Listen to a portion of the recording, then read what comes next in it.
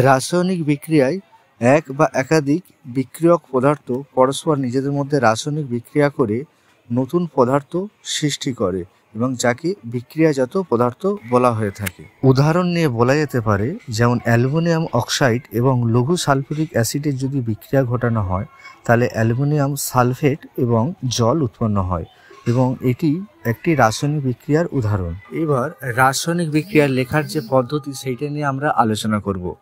রাসায়নিক বিক্রিয়া লেখার পদ্ধতি হলো বিক্রিয়কগুলিকে অ্যারো চিহ্নের বা তীর চিহ্নের বাম দিকে লেখা হয় এবং যদি বিক্রিয়কগুলি এক বা একাধিক থাকে তখন সেগুলোকে প্লাস সাইন দিয়ে যোগ করা হয়।